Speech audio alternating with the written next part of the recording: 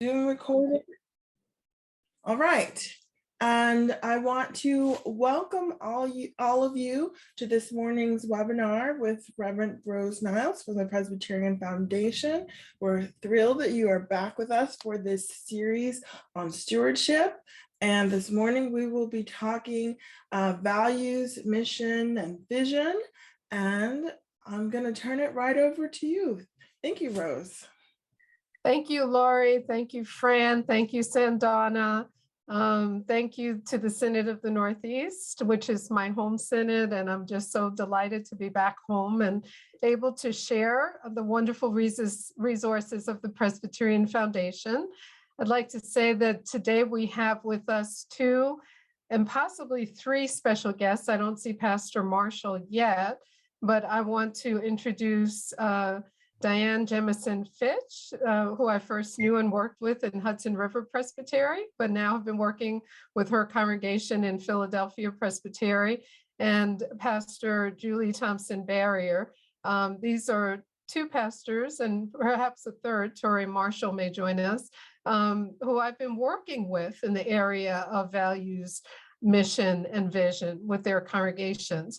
And I thought it would be helpful that it not just be my talking head, but an opportunity to hear from folks that are actually leading the process in their congregations as well. So at some point today, we'll enter into conversation with them as well.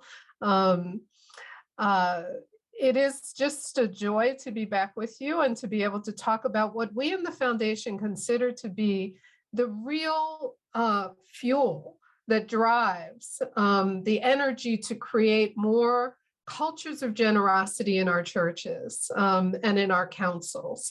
When we're connected to our shared values, to a strong and clear sense of our mission, and a strong and shared sense of our vision and our vision plan, we believe that then as you tell the stories of impact, we talked in, I think, our last time together about the power of storytelling in telling our stories of impact. As you tell your stories of impact that relate back to these things, we believe that that's what really fuels and energizes building of cultures of generosity. So that's what we'll be talking about today. But before we get started, Lori has introduced me to a beautiful thing, which is polling. And so I would love if Lori, you would share the first poll and ask people to put your responses in to this poll. So it says, is it important? It is important to clarify shared values together in our churches. And the options are strongly agree, somewhat agree, neutral, somewhat disagree, strongly disagree, and what are values? So if you would take a moment and fill out the poll and submit it, we'll see how this goes.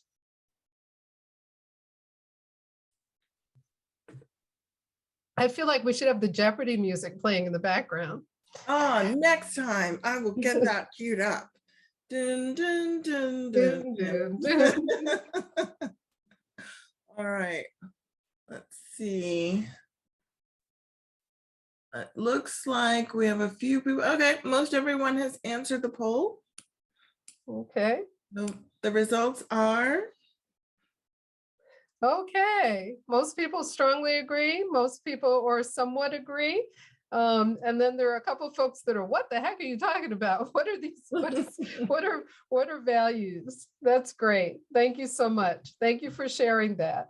I hope that by the end, everybody will be in the category of strongly agree here about shared values. To begin with, also, I'd like to ask, I learned this exercise with another presenter. I'd like to ask you to now use your chat and put in one thing that brings you joy in the mission of your church. But don't press enter yet. Just get yourself set up. And then I'll go 1, 2, 3, go, and we'll all hit our enter button and it'll populate really fast. It's like a fun flash moment. So if you would enter, and I'm going to enter here, something that brings you joy in the mission of your church.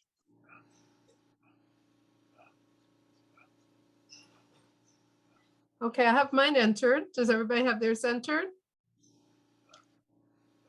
Thumbs up? Thumbs up? All right, so 1, 2, 3, press enter to share with everyone. I see new learning, seeing the wonder of folks in worship, surplus budgets, providing food for the community, music, preaching. It's wonderful when we share the things that bring us joy in our churches. And ultimately, that's really what we're talking about, allowing folks to get in the habit of sharing what they're seeing that's having impact and bringing joy in the life of their church, and sharing it in a variety of different ways so that people are really energized and then want to give out of their resources to support the things that they know are important, that they feel are important, that they believe are important. So thank you for doing that.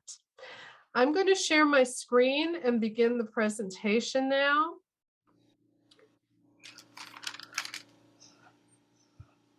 Can folks see that? Is that coming up? Yep. Yes, we can see Great. it. We can Yep. see it. Thank you for letting me know. Okay, so here's our presentation.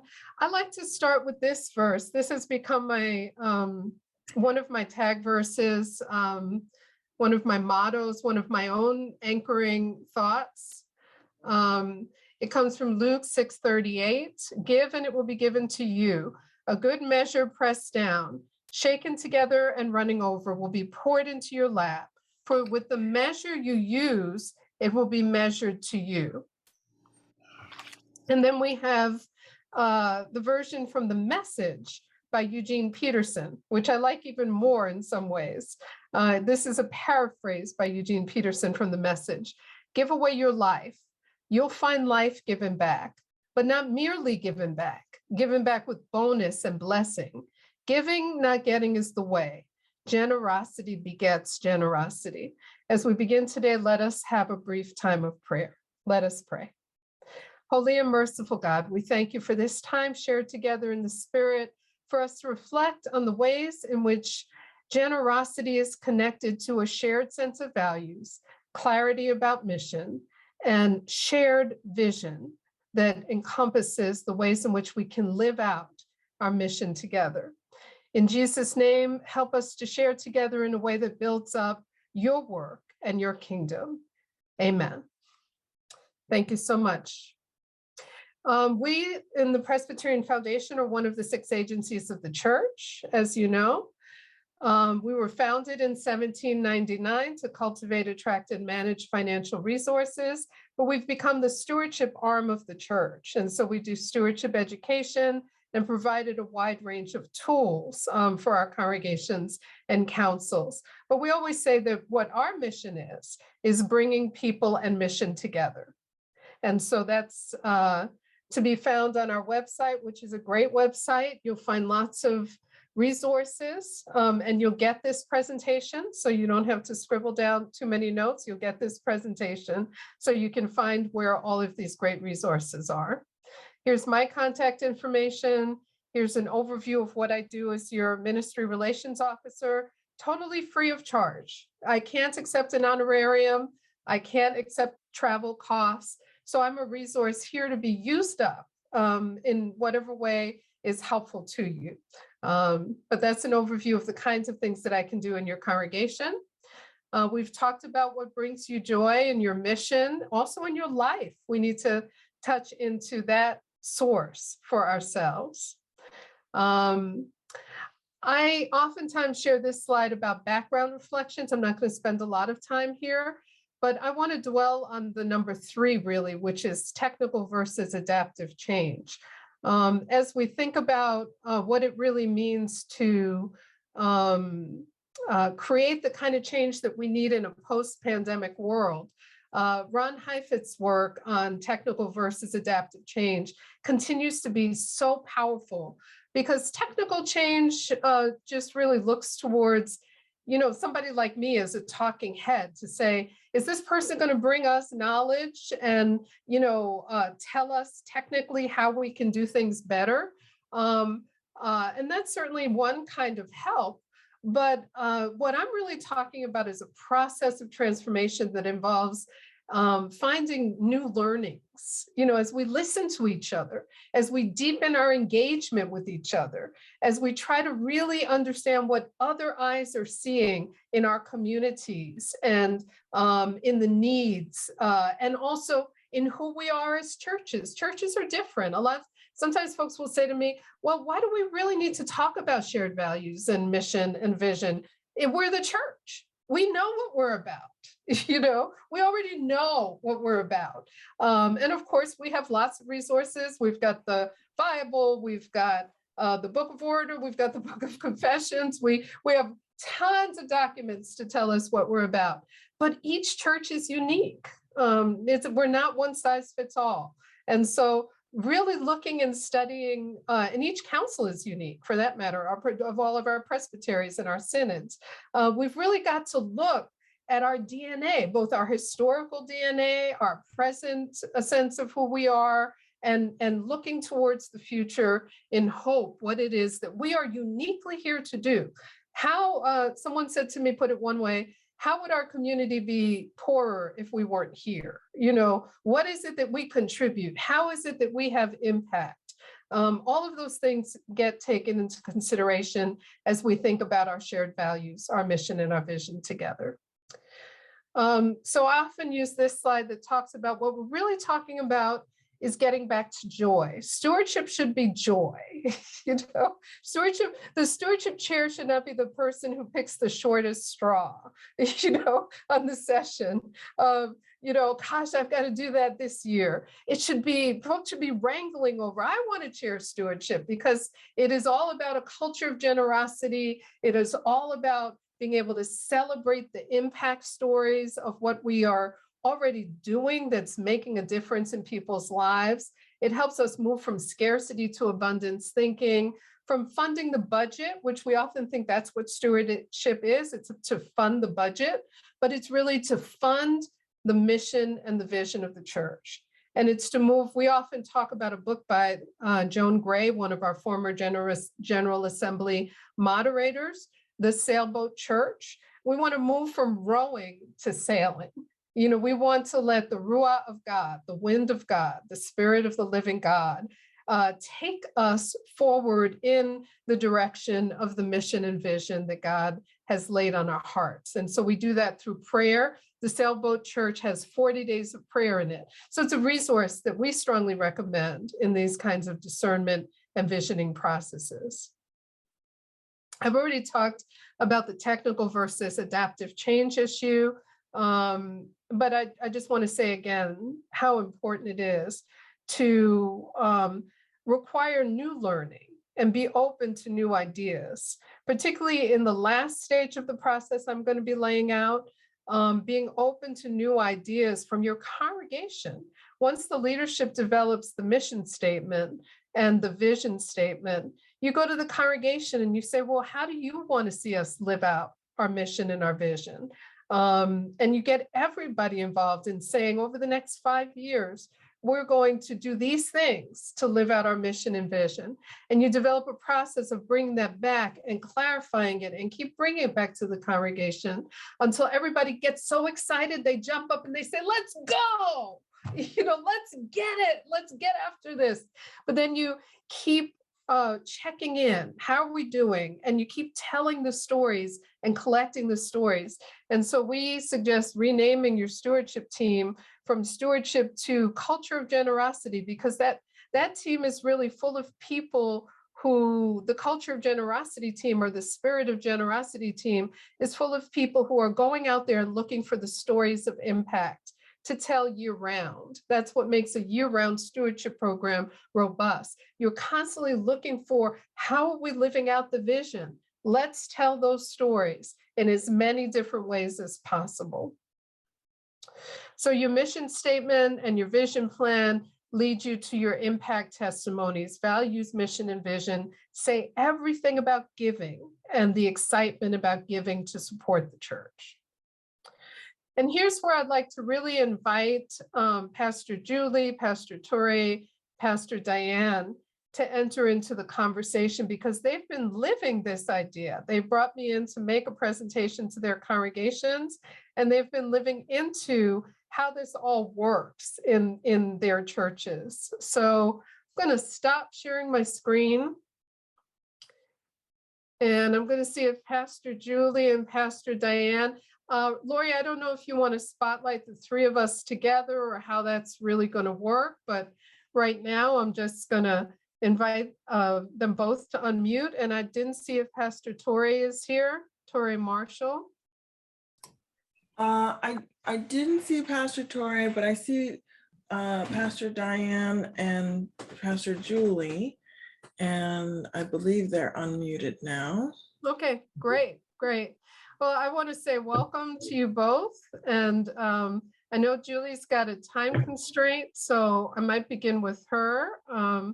Pastor Julie, if you would, I still see you muted, but if you would unmute, and I'd like to invite you to share a little bit about your experience with the visioning process. I know you remember we started with values and clarification of values, and folks talking about their personal values as well as their sense of the values of the church, the shared values of the church, and the shared values of the community. And then there are ways that you prepared the ground for sharing stories of impact. You've been helping your congregation to begin to do that. And I especially want to ask you if there have been any surprises, and especially what has been the impact on your leadership of doing this process together. So Pastor Julie, if you would kind of share and reflect and tell us who your church is a little bit and reflect on that. I know it would be a great help to the folks who have come in to know that this is a practical process that is actually at work in their sister congregations. Sure. And Thank you, Rose. Pastor Diane, the same will apply to you, but you have more time to think about it now. Thank you, There we Rose. go. So let's see. Well, I guess the first was you prepared our session, Rose. We had Rose come in and talk to the session, just kind of give an overview of here's what we have in mind. And I think you really primed the pump by asking them about their moments of joy. What was most exciting, if they can remember a most meaningful or joyful moment in that congregation. And the whole energy of the meeting and the group shifted. And they kind of got a glimpse of, oh, wow, let's have more of that. So then we had everybody read Sailboat Church, elders and deacons. And when we had I don't know if they all read it, but we gave them all a book. Then when we had our retreat in November, as Rose said, they each had an opportunity to speak about their own values, what they thought the values were, the congregation and the community. One surprise there was how different the answers were for what they thought the community valued. Some maybe misunderstood it. Some thought like what they wish they valued as opposed to what they actually value. But anyway, I think it was a very validating process because everyone knew that their voice was heard. They wrote it on Post-it notes and we had it up on the wall. Then Rose recorded those and made the, what do you call that, word art thing? Word clouds. Yeah. Word cloud. And so they could see that and see which words were repeated. And then with that word art, we followed up with a mission vision task force. You know how we love task forces. So we had two men, 2 women, 2 elders, 2 who had been deacons. One was about to go from being a deacon to an elder. Similar ages. We didn't really have an age diversity, but we felt like we had enough of a cross section of people and then me, that we took it from there and then tried to come up with the first go at a mission and vision statement. And who knew that it would take so many meetings? We thought, we good? We got it? And someone say, well, I don't know. Let me sleep on it. Let me come back. Let me think about that. And we tweak it some more and tweak it some more. And to do that, we had some both in-person and Zoom meetings. So do you want me to share a little bit of the tools, how we did that, Rose? Is that okay? Just that process? Sure, So absolutely. I thought low tech would be helpful. Like I had, this sounds a little tedious, but I had, like that magnet refrigerator words. Do you know what I'm talking about? When people like make sentences on your refrigerators. I had all the words that were repeated in that word cloud on different little pieces of index cards on a huge bulletin board.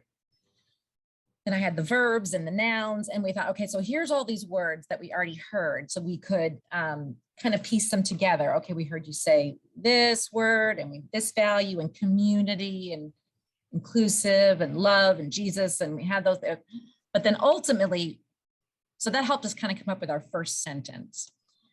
What eventually then helped us was using a Google Doc in real time that we could all look at, and then we'd change a word here, change a word there. So we did that multiple times with this group of 4 or 5, and then we brought the vision statement to the session, and they approved that. Then we worked on the vision statement. Oh, let's see. I think they maybe had suggestions about a word or two. Then we shared the vision statement. Gave them even a month to think about it. And we came back, looked at it again, thinking they were just going to bless it, but they didn't. So close. So we changed a few words. And then even after we had already approved the mission statement and did the vision statement later, after we approved the vision statement, they said, now on second thought, I have some new thoughts about the mission statement. So we went back and looked at that again. So I asked Rose if I could share my screen just to show you. Let's make sure I have it already here, of where we landed since what Rose sent you. Does that make sense? I haven't sent anything out, but Oh, they feel haven't seen free it to- yet. They haven't seen it Okay. yet. Yeah. Okay. But go ahead and share it because I Okay. think it's great. Oh, well, thanks. Rose got excited when I shared it with her. So that's any indication. I guess that's a good thing. Okay, so I'm going to share my screen. Oh, by the way, did we mention the name of the church? It's Presbyterian Church sorry. on the Hill. Presbyterian Church on the Hill in Ocean, New Jersey, which is in Monmouth County. We're a couple miles from the beach. Okay, so we started with people, this mission statement. First, it was just, we love God, we love all people, together we follow Jesus. Everyone was so excited that it was 3 sentences that were catchy and quick and memorable. They could imagine them being, recited in worship. And we liked that they were 3 sentences as opposed to 1, and we played with that a while. Well, now this last meeting last week, we decided that we can't say that we follow Jesus. We want to, we try to. So let's say we strive to. Then we decided we needed another sentence, which has not yet been approved.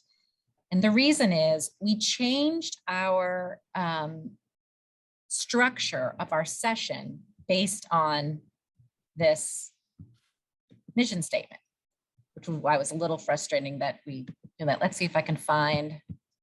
That's Okay. Let's stay with your statement. I like your Okay, statement. you don't want to Yeah, see the org yeah. chart. Okay, Yeah. so I'll go back to the But I do want to say that I think it's really cool that you changed your structure to follow, because that's part of this process. Yeah, Part of this basically we process said, is for people to know that they will right. will We said if we make want to changes. expect Mhm, something different, we have to do something different. So we had the Love God Commission, the Love All People Commission, and the Follow Jesus Commission. And within those were like, love God was worship, resources and generosity, which used to be stewardship, as you just mentioned. Love All People was mission and deacons, and then Follow Jesus was faith formation, education, outreach, or membership. I forget. Anyway, where we landed is the Resource Commission, which is finance, personnel, administration, property, all those taking care of business kind of things. If we put them all in the We Love God Commission, that was like half the session, and that was a quorum, and that didn't work. So it wasn't practical. And polity wise, it was like illegal, if you will, because you can't have half the session, or maybe it was a third of the session on one team. And we decided that these groups, we're calling them clusters, had no authority. Everyone still had authority as a commission. They were just opportunities for collaboration. And that Thank they you, would, Julie. I think we don't want to get too far down in the weeds, but if you would move us through your vision statement, that I'll would move be you through the great. vision statement. So anyway, so here's where we landed with our vision. And we changed some words that will be a little different than the one that Rose shared with you. We will be a thriving family of faith, serving God, our neighbors, and the world. We will reach up to God in authentic worship and prayer. We will reach into ourselves and each other for lifelong spiritual growth. We will reach out to welcome people to be part of our inclusive family of faith. They used to say multi-generational, but we changed that. And then we have a motto, which is a beacon of hope on the hill. That's so wonderful. It's so exciting for me to see the ways in which you have taken the process and you've completed it to this point. And now you're ready, once all of this is adopted finally, to take it back out to the congregation and have them say, and here are the things that we really want to see the church do to bring this alive. The 5-year mission plan that gets made with everybody in the congregation that really puts the bones that says, if this is our mission statement and this is our vision statement, how are we going to live it together over the next, and how are we going to know that we're doing it? And part of this process will be to go a lot deeper into that. So yeah, I'm really excited. Thank you. And you helped us get that going. I would say the changing the structure of the session to match the vision statement was a really key piece for the elders to realize, like, oh, like our mission statement is not just going to sit on some shelf or be listed in our bylaws, like we'll actually do it. And that's when the aha kind of happened, like, oh, this matters of what we say we're going to do, why we exist, and we're going to act like it by the way we operate as a church and as a session. Thank you so much, Julie. This has been so helpful. This is the real deal, people. You know. And now I want to go to Diane and ask Diane to share, and especially focus on, you did some amazing things before I even came in to present the vision that you were doing to help people get in the rhythm of telling their stories. And thank you, Julie. I know you may have to go at some point, but I just want to say thank you so much, because this will stick in people's minds, the real deal of how this is happening and that real sense of making that change in the structure. So thank you, Julie, so much. You're so welcome. I can stick around for a little bit. I'm curious to hear about the other churches too. Okay. Great. Diane, thank you for sharing the same questions, ways in which you've already been tilling the ground and preparing, your experience with visioning, any surprises, and your overall sense of the impact on your leadership, since they're the main ones who have been involved up to this point. Sure. So I'm Reverend Diane Jamison Fitch. I serve in the Philadelphia Presbytery in Flourtown, which is a small residential town northeast of the city. And so I've been in this church since January a year ago. So in the middle of COVID, I came in. And so, and as Rose shared, we've known each other kind of a long time. Our history goes way back. And when Rose started in this position, and I realized that she was a wonderful resource, we brought her in to work with our session and have done some of the same things that Julie has shared, but we're not as far along in our process. I don't want to say we're stalled, but it's a complicated, long process, and you need to kind of work with it. So one of the things I will share is we're also in the process of redoing our website. So the website team has been kind of waiting and working with myself and the session to think about, well, we really need to have that mission kind of clearly defined on the website, and they want that to kind of, be evident in the website. So we're kind of doing a lot of changes at once. But one of the things that I discovered when I got here is that there's people that don't really know one another well and don't really have a great way to share their stories. And so one of the things I started last summer, when we were still coming out of the pandemic, we went to having worship outside every other week. So we were outside one week, we were inside the next week, because there were certainly people that weren't ready to be inside for worship. And so we wanted to have that flexibility, and our space allowed that. And so with those outside services, I thought, well, it would be nice if we can get people to share a little bit and share their stories. So once a month, I had 3 members of the congregation, along with myself, share instead of a sermon. 1 month, we did a favorite or significant scripture passage. And then 1 month, we did a favorite or significant hymn. And I asked those 3 people, and then I did one myself, to share a brief reflection, 3 or 4 minutes, about either that passage or that hymn. Read the passage, share their story, and then we sang the hymn together as a way for them to tell the story really of their faith. So rather than, I'm not saying, tell your faith story, I'm saying pick a favorite or significant hymn or scripture passage. But the thing is that they really are sharing their faith story. And I had planned to only do it for the summer. And then once COVID had kind of faded and we were back inside with the cooler weather, to go back to just, only having that for the summer. But the response was amazing. People loved it because they said, wow, I didn't know that about Joe, or I didn't realize Susie, felt that way, or what an amazing story about that passage. That's my favorite hymn too. All those things, those connections that was building community and excitement in the midst of the congregation. So I continued that through the fall and into the spring with some different things. We've done a service about hope. We've done one on prayer. We've done one on images of God. We're going to do this Sunday, actually, we're going to do the Lord's Prayer, and a line of the Lord's Prayer, or a part or a time that the Lord's Prayer was significant to you. And the amazing thing is that I kind of thought I'd run out of people that were willing to share. And I do have some people that say, yeah, public speaking, I can't do that. But I've had a lot of people who they're delighted, and they're delighted to be able to share in a way that I think feels safe. And I think there are some people that are now feeling safer about that. So I think that, that's the sharing of the stories that has really been impactful, I think, in the way we are kind of moving forward with our mission, the mission statement. So I will share one thing that has kind of got us caught a little bit. We were working on our mission statement, and we had a retreat. So we worked with Rose. We did some of the same processes that Julie did, so I'm not going to repeat those.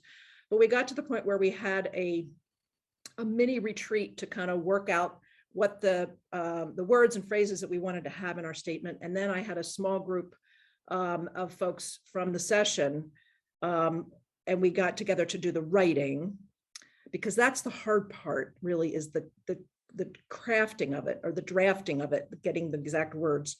But we're still not there, we're not done yet.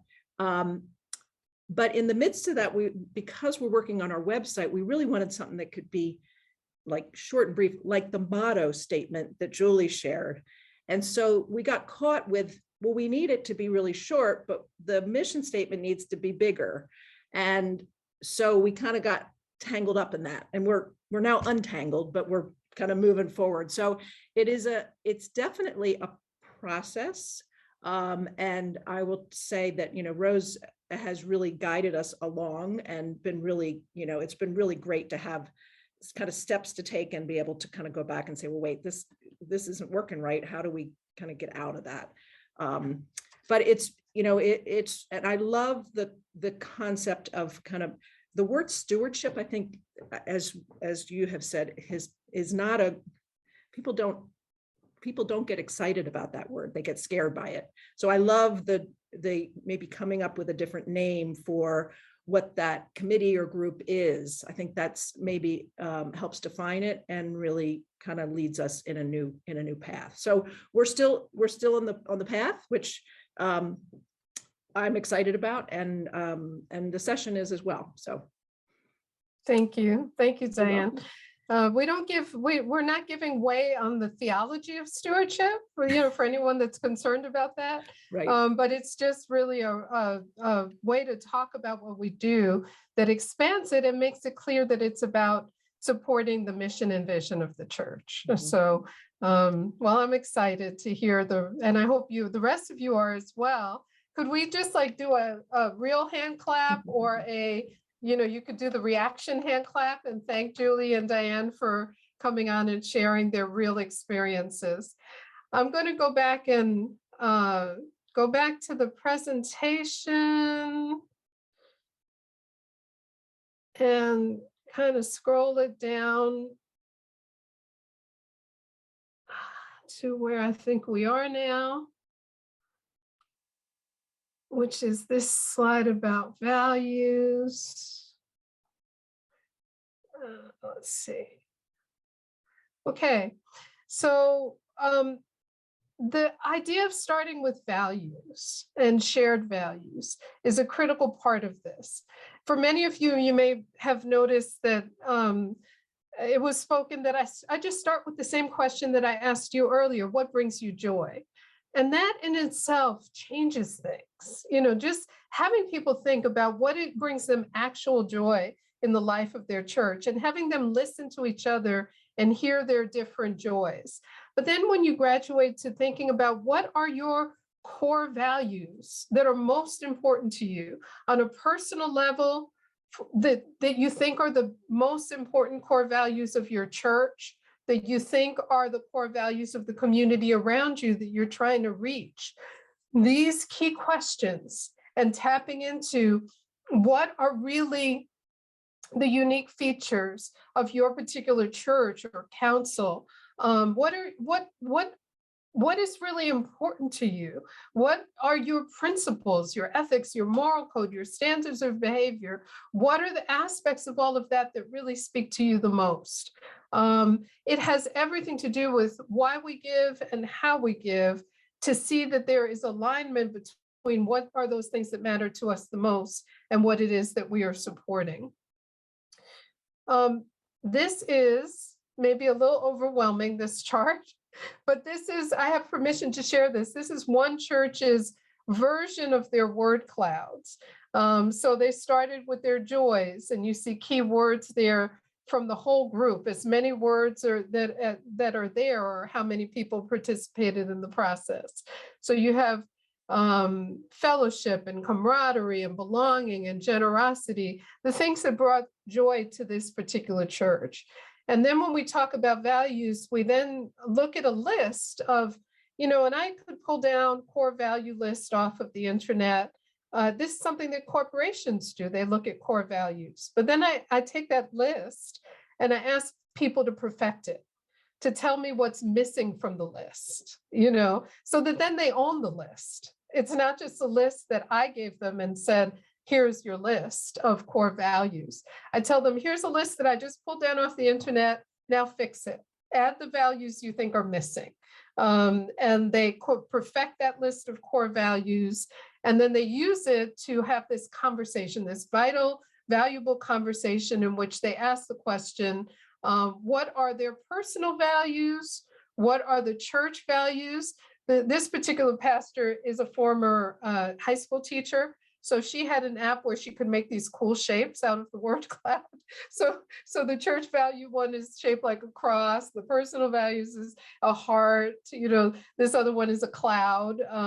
But this one over here, the one that's made up of their older value list from one of their documents that I made into this cloud. That's kind of what I do. It's nothing fancy, but it does have different colors because that's just the algorithm that I use for my word clouds. But you can see that once you really begin to drill down, you get different words. They envision the community. What these word cloud apps do is the words that get repeated the most are the bigger words in the art cloud. And so you see that while folks said, this one person in this group, for every one of them, her answer was love God, follow Jesus. We turned it into one word, love God, follow Jesus.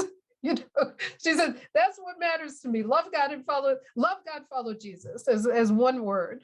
But you also had many, many people saying that for their community, they saw diversity, justice, and love being the top values.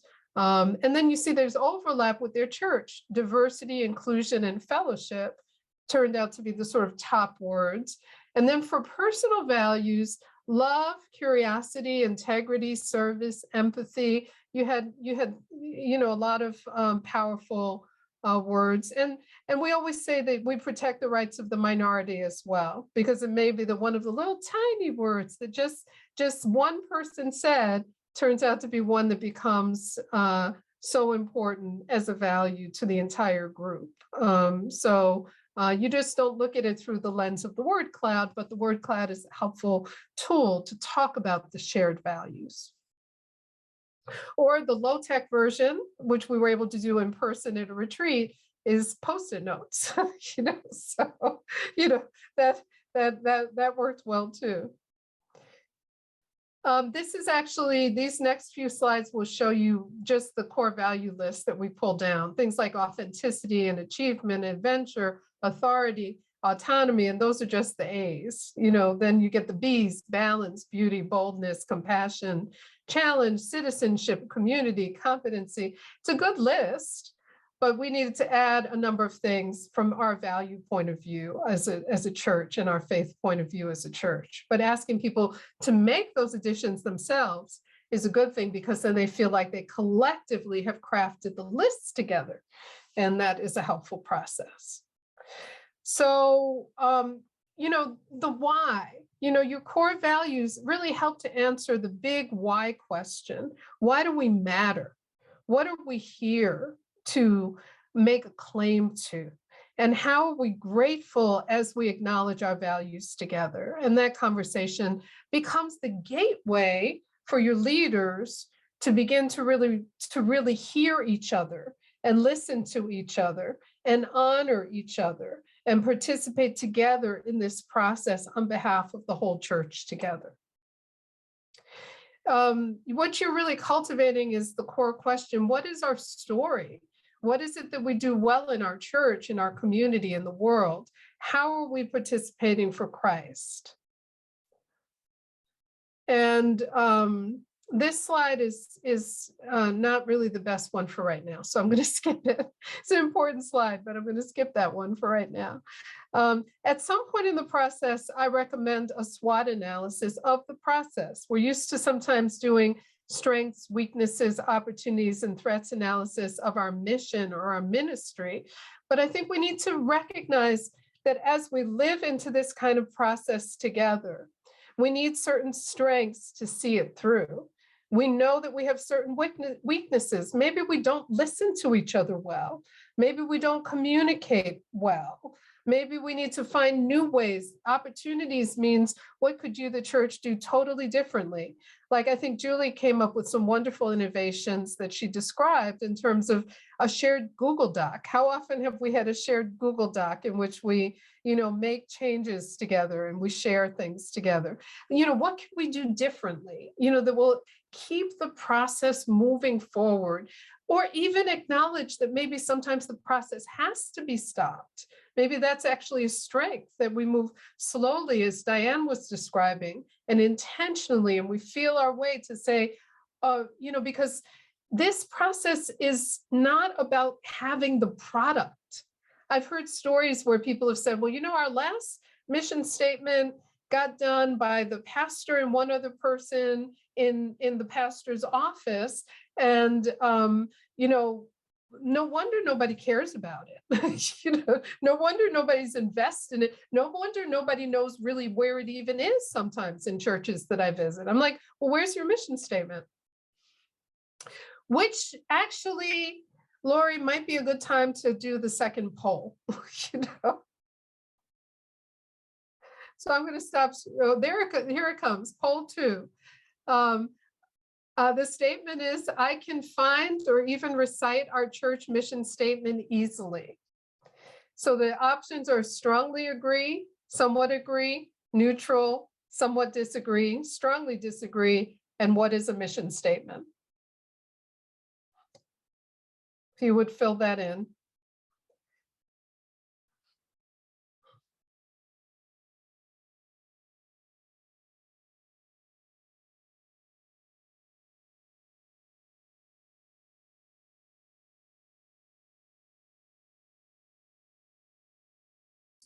Okay.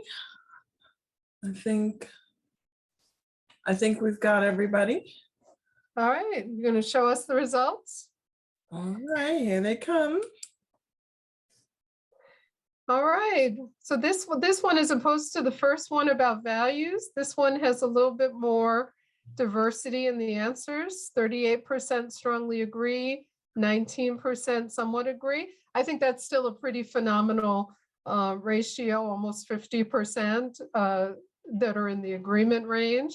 6% are neutral, and about 40%, 38% somewhat disagree or strongly disagree. Nobody said what is the mission statement, so that's good.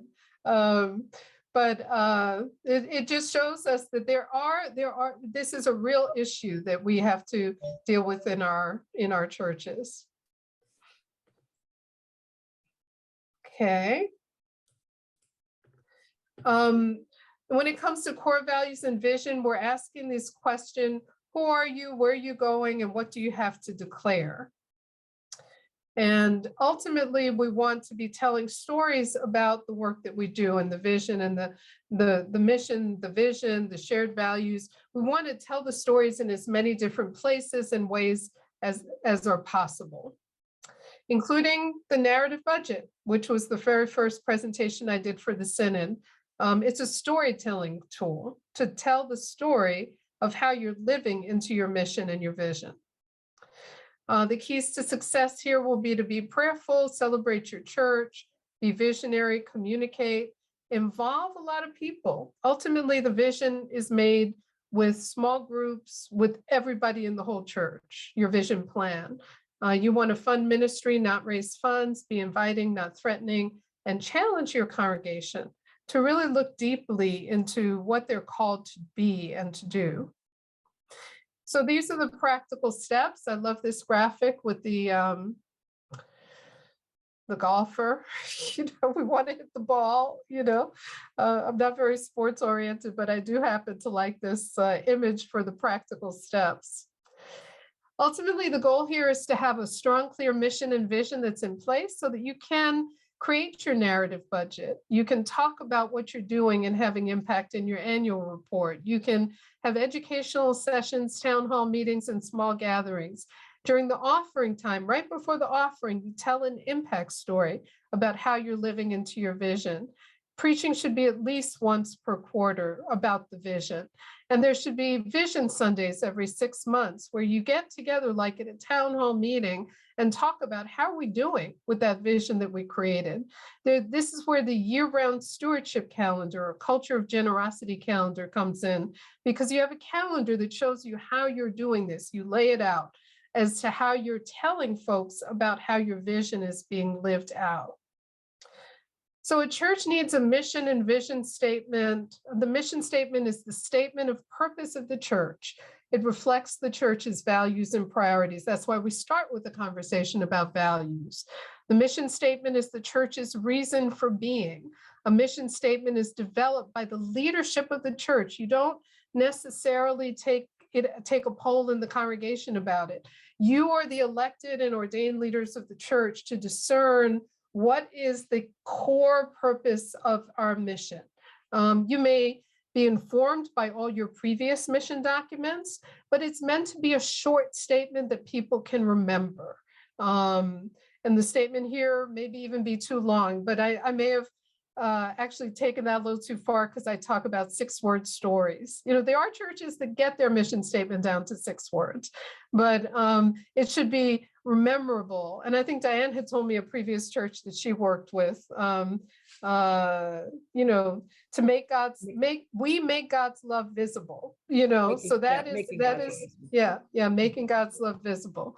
So if the mission statement can be gotten down to something that clear, and with that clarity that everybody can remember. But even if it's longer, people should still know where it is. So you put it on your your letterhead, on your electronic website, on every single communication.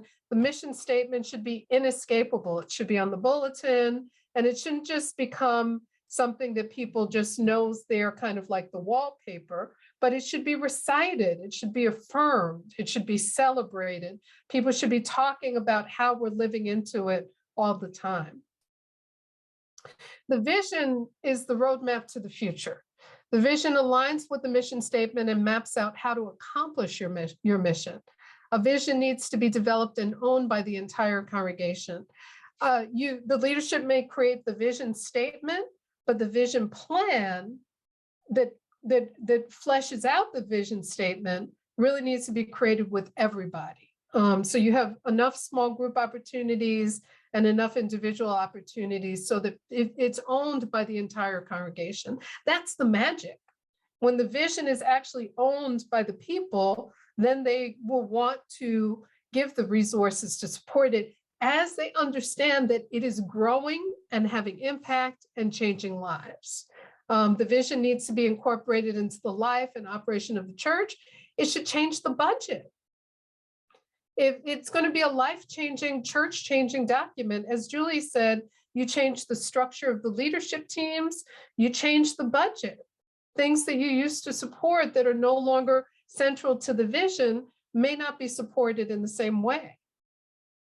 And that's why you actually need to go back to that strength, weakness, opportunity, and threat analysis. You need to make sure that you have some core gifts and graces and skills for managing conflict and looking at being able to be sure that the communication is happening in such a way that people understand every 5 years, we're going to take another look at this. So your priority can come up to the top in the next, period of time, if it didn't in the first period of time.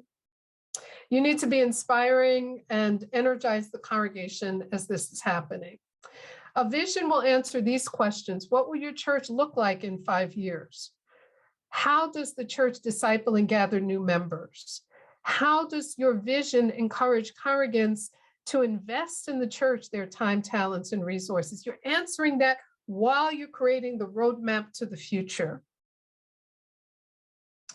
And it provides continuity of planning, it identifies direction and purpose, it alerts congregants to the needs for change, and it promotes focus on the future, not the past, continuity when leadership changes, and it encourages openness and inclusiveness. Everybody should feel like they've been consulted as part of this process. Everybody.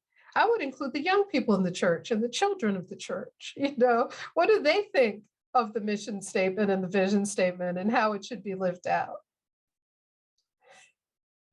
There needs to be prayer. Prayer is the most important element of preparing the church for a vision. And this is why we like the Sailboat Church, because it has 40 days of prayer in that book, but there are probably many, many other resources out there. Everyone needs to be called to prayer as the opportunity to listen to where God's leading the church and how to discern the call. And people need to be prepared. And again, this goes back to the SWOT analysis, the skill sets, that we need to be willing to be uncomfortable with change. We have learned that through the pandemic, and we can continue to see that as a gift of the pandemic in some regards. The congregation gets involved in really discerning together where God is leading the church. And the leadership, this includes the pastor and the session and the deacons. I think you need to include as much broad range of leaders in the process.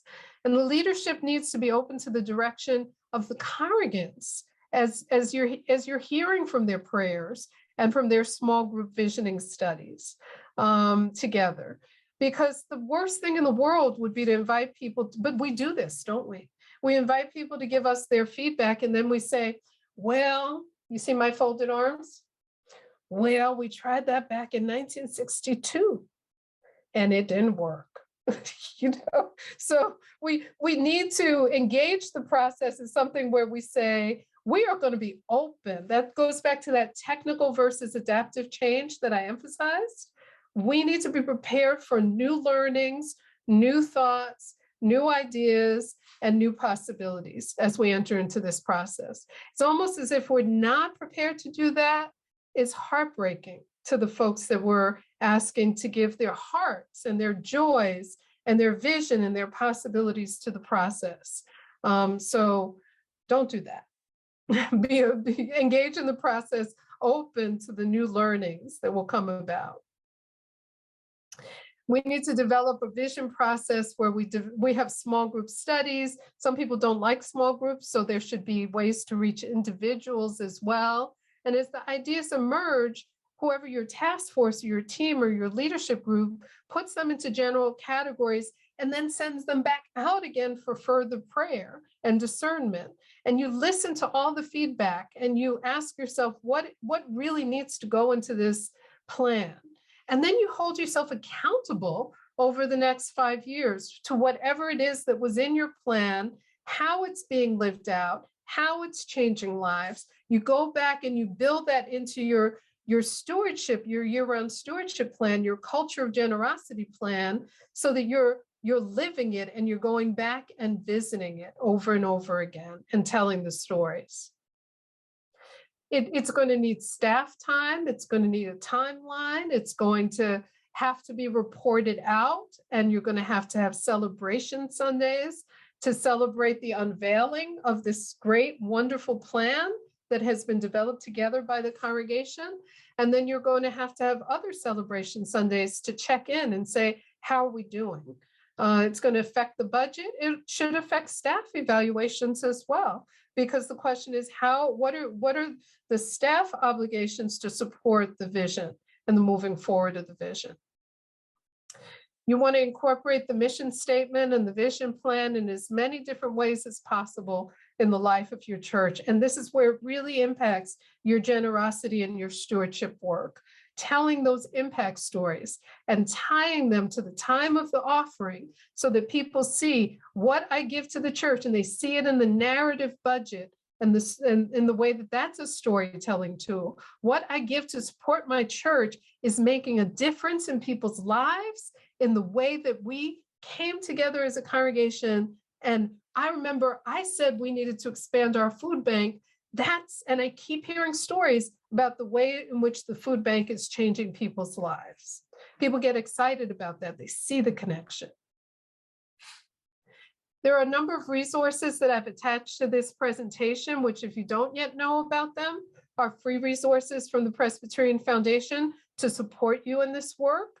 The Stewardship Navigator, the Church Financial Leadership Academy, which is our church Netflix on financial topics, the Stewardship Kaleidoscope Conversation, our Day of Learning recordings, and more workshops from me that I can come and do at your church. There's another workshop coming up sponsored by the Synod on July 19th on endowments, building endowments and plan giving. So I'm looking forward to that on July 19th. And I think I've come to the end of my presentation. I'm going to stop sharing, and I'm going to ask Lori if questions have come up.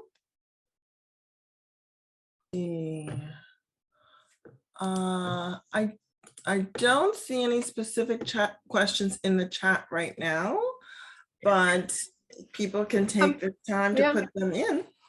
I'm also happy to invite people to unmute and ask a question or give a comment.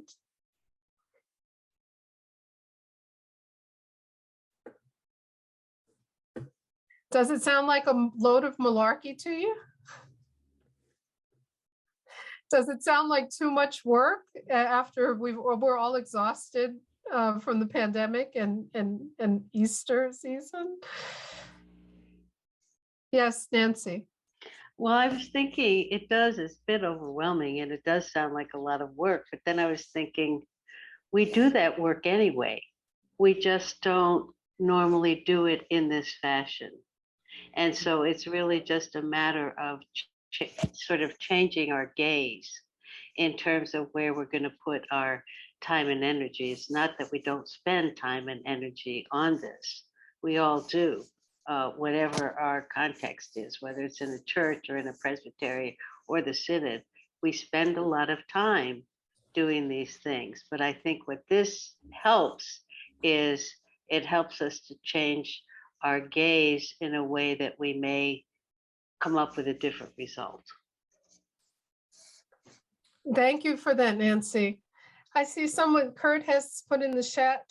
Thank you for all of this. What is the first step for you working with a session of a local congregation? I put my contact information in the chat at the top. Just reach out to me. And right now I'm scheduling in the summer, and I've even gotten one request already for the fall. So it's just a question of kind of getting right in there and getting me going with your congregation. I see Jim has his hand raised. Yes, thank you for the presentation. I just wanted to affirm that the power of people's testimonies when it comes to generosity is better than any denominational bulletin insert. This past Lenten season, we were focusing on 1 great hour of sharing. And our approach was to ask people to share stories of food memories, which had a lot to do with family gatherings. And it just helped make the point that it's more than just delivering food to people who are refugees. It's wishing and hoping and planning for people to be able to have that same kind of experience of gathering around the table with multiple generations. And it just enlarged the vision of what 1 great hour of sharing is all about. We've done this for stewardship for years. Tell us a story about generosity. Tell us about a hymn that you love.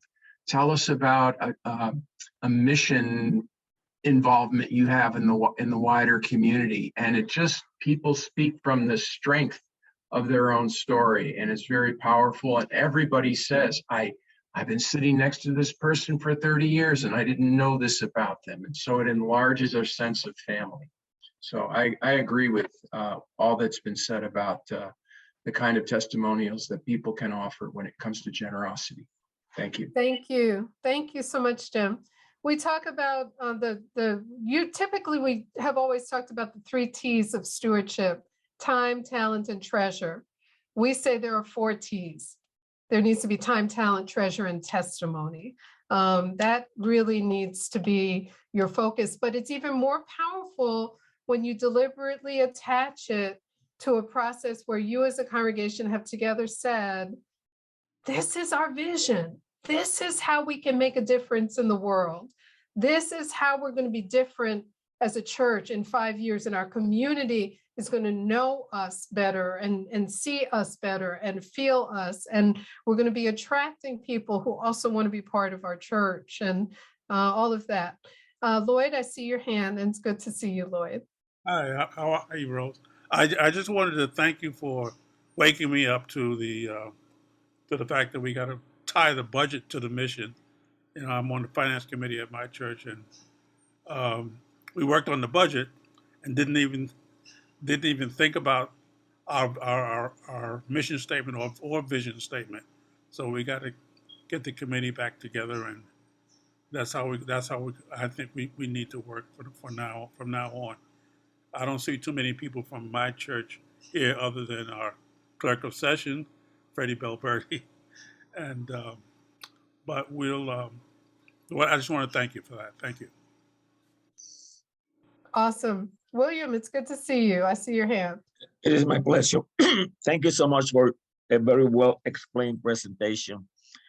My question is, you said don't raise funds, fund the church. Now I begin thinking, where's the money at the bank? Okay, fine. There are churches that I know of that they are with 6, 7 members. They have no money. What would you encourage and say or suggest to these churches? I see them and they are surviving. Yes. We have a program, an interesting program through the, I'm just eyeing the chat. Lori, make sure I don't miss any questions as I'm interacting with folks. Yes, if certainly. you can, thank you.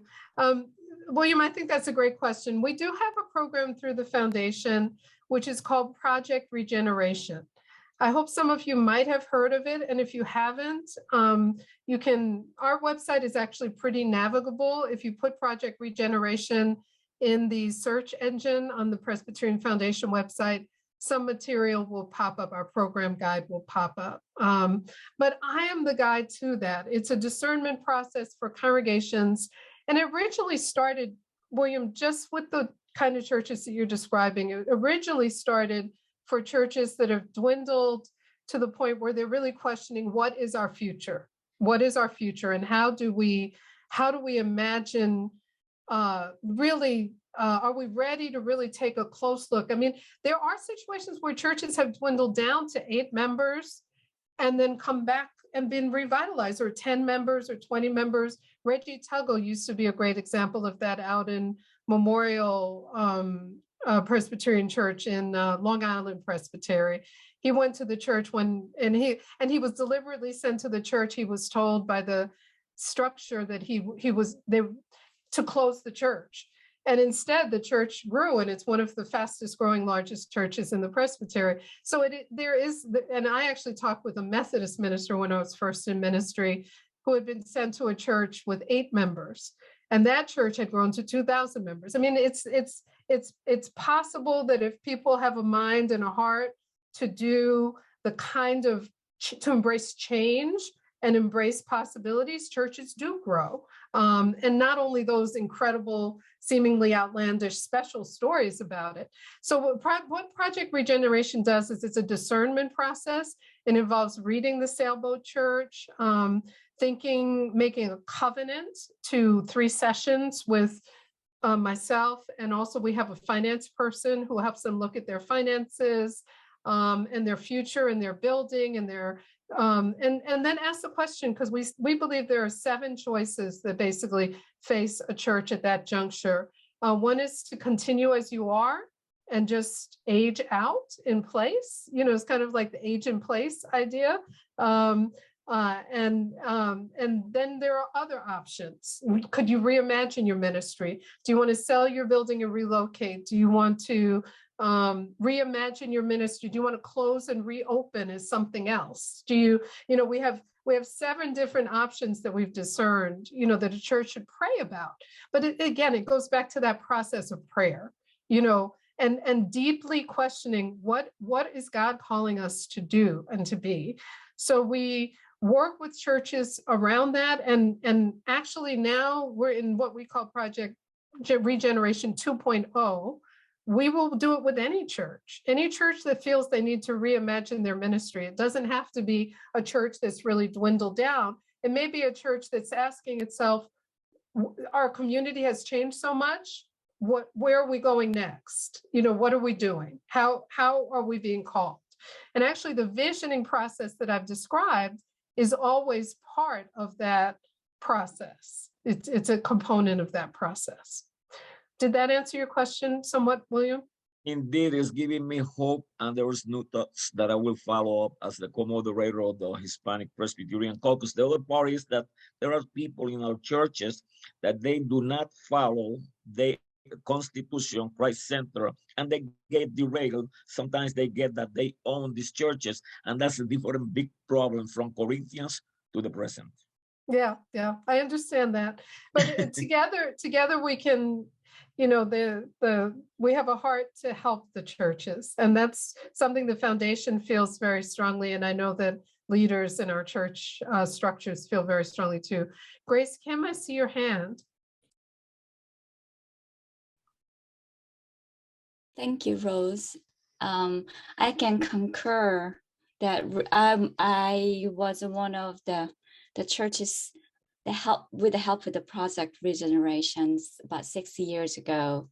The church that was about to bankrupt, but we turned around not only with a strong fold in our finance, but also we ended up finding partnering church with the 2 church merger cases. It's almost a 5 years project, but Presbyterian Foundation was one of a strong partner along with that, the walk. So I can concur that.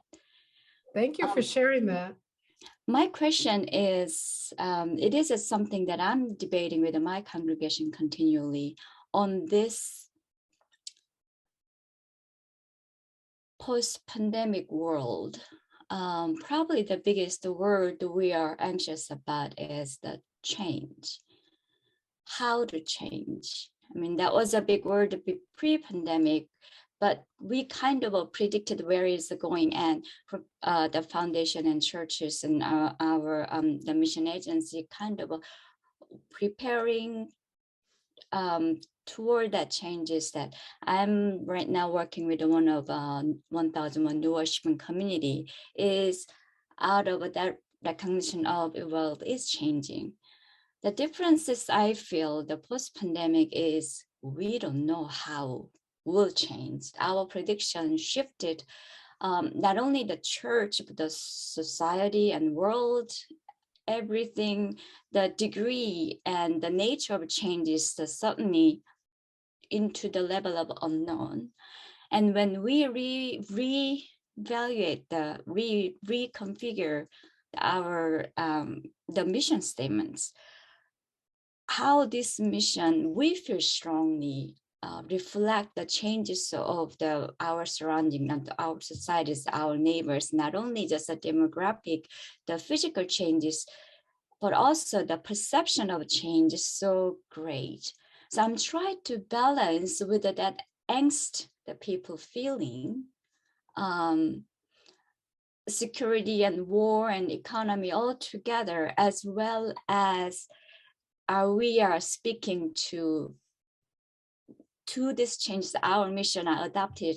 How to balance that is a quite of a task, and I haven't yet to found the way to do it. So I just want to point that out and to the wider of this circle of wisdom to hear if has anyone working on that and how to navigate. Yes, yes. Well, here's a point in which I want to say I don't think there's any one answer, and it goes back to my first. I have those list of kind of cultural issues that I constantly refer back to myself as I do this work to remind me that there's really, while we have great tools in the foundation and really time-tested best practices, there's no one size fits all. And the reason why I lifted up the technical change versus adaptive change is just because of this issue that you're raising, Grace. It really is so vitally important that we listen very hard. And one of the interesting things that comes up, and I think Julie referred to this, is when I ask the question, we talk about personal values, we talk about church values, everybody feels pretty much on solid ground with those questions, even though it's surprising to people that they're being asked and to speak individually to the collective, that they feel relatively comfortable with that, and it's very life-giving. But people really wrestle with the question, do we know what our community needs? Do we know what our community needs? Can we imagine what our community needs? Can we imagine what their values are? And I've had honest people every so often in those group conversations say, well, my answer is I don't know. My answer is I don't know. So then that shows us, and I always love having that voice in the group who will be honest and say, I don't know. We need to go out there and connect with people and ask. And I think that the whole notion of this visioning process is that it's not something you do and then you don't go, like it shouldn't be shaking the finger and saying, now we didn't do this. How are we going to do this better? Instead let's get curious together and let's wonder what's getting in our way of doing that. Is it that there's something we don't understand about the needs of young families, for example? My daughter and her husband have a 2-year-old who can't be vaccinated. And have we made our families with small children who can't be vaccinated really invisible and their needs? Are we deeply thinking about them? So I think in this endemic, maybe would be a better word than post-pandemic, in this endemic world that we're living in, paying attention to managing the anxieties, as you've said, Grace, is again, it's a skill set. It goes into the SWOT slide for me, that category, that we ask ourselves, how good are we at managing people's anxieties and finding ways to create room for the creativity and the listening that has to happen as we imagine doing things in new ways together. And we should be having focus groups all the time. All the young families we know, asking them, what are your needs? And how can we provide them for you? You know, they'd probably be more comfortable having Sunday school in the park, outdoors with their kids, you know, where they don't have to worry about transmission of virus, especially in this world that's ripping off its masks.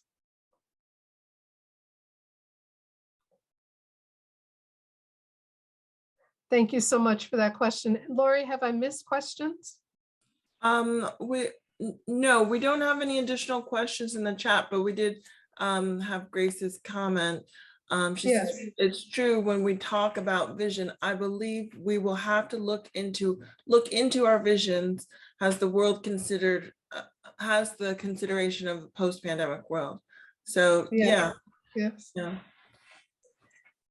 So I don't have all the answers there, but I do think we have certain perspectives that we can utilize that are built into the skill sets we will be building as we go through this kind of a process, that we hold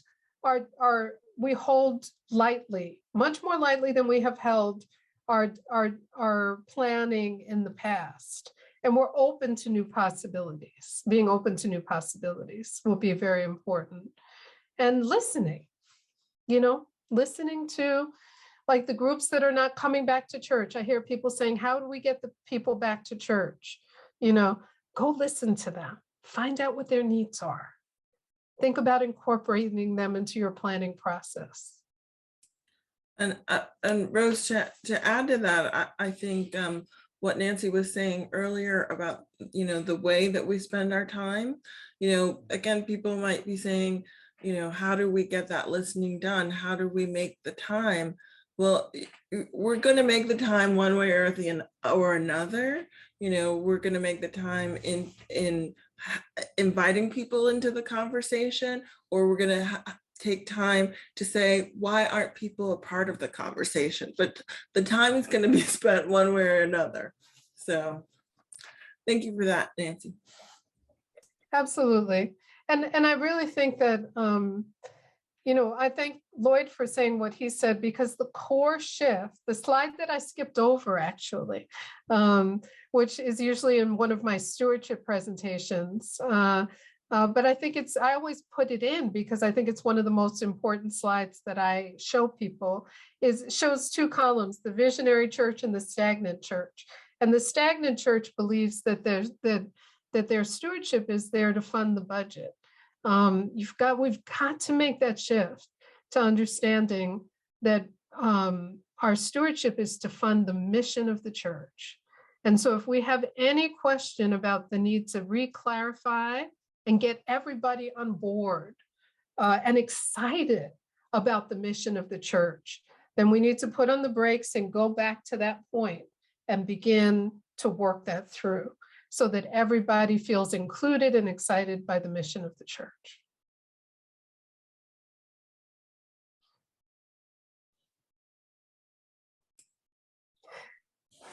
Well, thank you so much, Rose. This has been an amazing conversation. Did we have another poll, or am I? Oh. We got through all of our polls? We did. We have one more poll. Let's do the last poll. Okay, we have one more poll. Let's see. Okay. Here it goes. Our church has a vision for the coming years that guides our collective ministries. Either strongly agree, somewhat agree, neutral, somewhat disagree, strongly disagree, or what is a vision plan? I hope you won't answer what is a vision plan after the presentation, because I went through that already. I forgot about poll 3, but if you still feel that way, let me know. That would be strong indication of how I did. Our church has a vision plan for the coming years. Our church has a vision plan for the coming years that guides that guides our collective ministries?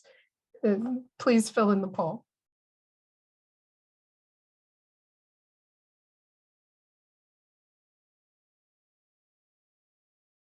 All right, here we go. Okay, well, that's exciting. There's somewhat agree, is a strong group, and the neutral and somewhat disagree and strongly disagree. No one asked what a vision plan is. That's just because you're being kind. You know, but I will continue to be available. The PDF will be sent to Lori to post along with the recording. And so all my contact information is all over the place. And also, if you can't access any of those resources through the Presbyterian Foundation website, you can find me. And as I said, I am really available to support you in this process, either in clusters of churches. Usually we do it through individuals, but if you wanted to invite some of your neighboring churches to also learn about the process, we could also work part of the process that way. So I'm looking forward to visiting your presbyteries and visiting your churches. And we have another presentation on July 19th on Yeah. building endowments and planned giving. Yes, our July 19th presentation is called Equipping Your Mission.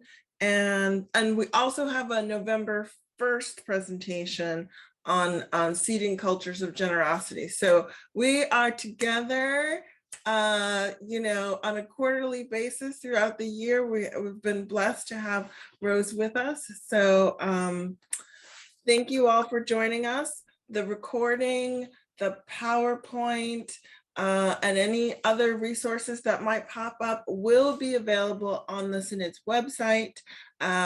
Let's see, today is Tuesday, should be up by Wednesday afternoon, Thursday morning at the latest.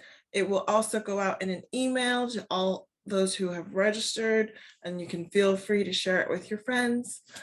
So thank you once again for joining us, and we look forward to seeing you. Oh, Rose. Oh, yeah, I just want to again thank Diane and Julie, Pastor Yeah. Diane and Pastor Julie, for joining us, because I think that made, if you had just heard the sort of theoretical part of this, you would have been like, oh, that sounds like a pie in the sky. You know, how does that really happen? So I'm so glad that they agreed to come and share based on their experience, their lived experience. Yes, yes. So we look forward to seeing you. Thank you so much, everyone, and have a wonderful day. Take care.